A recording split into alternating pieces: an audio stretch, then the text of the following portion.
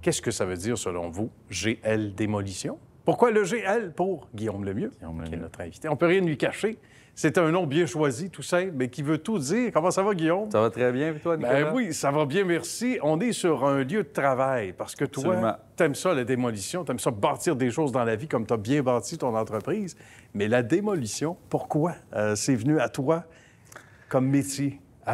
C'est avec un background en marketing. J'avais fait de la démolition étant plus jeune. OK. Donc, j'ai travaillé pour le groupe Page Jaune pendant plusieurs années avant qu'il y ait des coupures de postes. Malheureusement, mon poste a été coupé. Donc, j'ai eu un package par rapport à ça. Puis là, il fallait que je me réoriente dans la vie.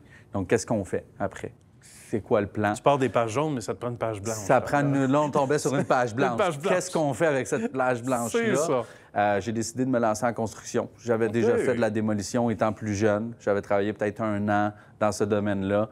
Et j'ai juste décidé de me lancer all-in. Je me suis réorienté. Puis depuis 2019, propriétaire de GL Démolition Incorporée. Écoute, c'est super, puis ça va très, très bien. Déjà 2019, donc ça fait déjà quelques années. Puis en même temps, de passer d'un travail de bureau, il y en a plusieurs qui sont dans un travail de bureau puis qui se disent moi, j'aimerais ça un chantier. Puis des fois, c'est l'inverse qu'on vit aussi. Mais toi, tu avais le goût d'aller sur le terrain. Tu y as travaillé, tu le disais, plus tôt dans ce domaine-là. Mais quand tu es ton propre patron, il faut quand même que tu te passes des coups de fil, il faut que tu appelles des gens. Ça a été... le background en marketing m'a aidé à aller chercher mes premiers contrats. Okay. Donc, je savais où faire des annonces, comment faire des annonces. Je sais ce que je vendais à des clients, à des entrepreneurs. Donc, j'ai juste fait exactement ce que je faisais pour eux. Je l'ai fait pour moi. Puis, heureusement, par chance, par... bon fonctionnement. Bon fonctionnement, ça est venu tout seul, les contrats n'ont jamais arrêté. Bonne stratégie de marketing, mais encore fallait-il que le travail soit bien fait aussi. Absolument. Puis là, il faut que tu engages les bons gars, les bonnes personnes. Ça, as-tu trouvé ça difficile? Ça a été un très gros défi au départ. Oui. Alex, que vous avez rencontré tout à l'heure, c'est un de mes plus vieux employés. On l'a tous vu tantôt avant le tournage. C'est lui qui coupait les morceaux de bois. Ben oui, il fait bien ça. Donc, lui, ça fait un bon petit bout qu'il est avec moi. C'est mon chef d'équipe résidentielle. Mais trouver des bons employés comme ça, c'est extrêmement dur. Il y a un gros roulement dans la construction, comme dans tous les autres métiers. Et surtout ces temps-ci, on le vit. Je vous dirais que les 2 premières années, j'ai travaillé 40, 50, 60 heures semaine. J'étais sur tous les chantiers. De la poussière qui me sortait par les oreilles. C'était monnaie courante. Pouf! Je reviens d'un chantier. C'est pas parce que je suis fâché. C'était monnaie courante. C'était monnaie courante. C'était pas un secret pour personne qu'on revenait d'un chantier. La démolition, c'est très sale, c'est beaucoup de poussière. Des endroits comme ici, c'est du commercial, c'est beaucoup plus propre. Les appartements de 1915 en vieux plâtre avec des lattes de bois, c'est quelque chose. Mais tu fais des découvertes. On fait des découvertes. Des fois, on trouve des trésors. Des petits trésors cachés. Ça, c'est intéressant aussi. C'est le bon côté ou un des bons côtés du métier. Raconte-nous où on se situe, donc sur la rue Port-Royal. Ça, c'est un On est sur la rue Port-Royal, dans Huntsic, à Montréal. C'est jusqu'à maintenant le plus gros contrat que ma compagnie a décroché. Bien. En fait, on a à peu près, je dirais, c'est une 20aine de 1000 pieds carrés par étage. On a 3 étages à démolir complètement. Donc, qu'est-ce qu'il y avait ici? Il y avait des séparations? C'était un espace à bureau. Aussi, espace à bureau. Ici, on est dans un espace restaurant. Il y avait des locales à bureau. C'était des compagnies qui louaient. OK. Donc là, les compagnies, leur bail est fini. Le propriétaire veut refaire un réaménagement de son espace à bureau. Donc, nous, on démolit. Puis là, c'est l'air ouverte qui va être Ça va être l'air ouvert. On va vous montrer ça tout à l'heure. C'est très ouvert. C'est assez spectaculaire. Oui, c'est ça. Un grand 5,5 ouvert. Ça ressemble à ça. Exact, c'est ça. Raconte-moi combien d'hommes ça prend, combien de temps ça prend un contrat comme celui-ci sur 4-5 étages ou à peu près? Ça, on en a environ pour 3 mois. 3 mois? Je vais rouler à peu près entre 4 et 8 employés. Tout dépendant de la période, un chiffre de jour, un chiffre de soir. On se donne environ 1 mois par étage.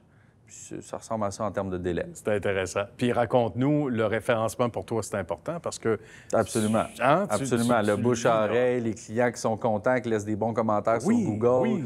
Avoir une belle image, offrir un bon service puis que le client soit content. Au bout de la ligne, c'est ça qui est important. Qu'est-ce qui revient dans les commentaires souvent que tu entends de tes clients dire Qu'on est propre. Oui. Qu'on est propre.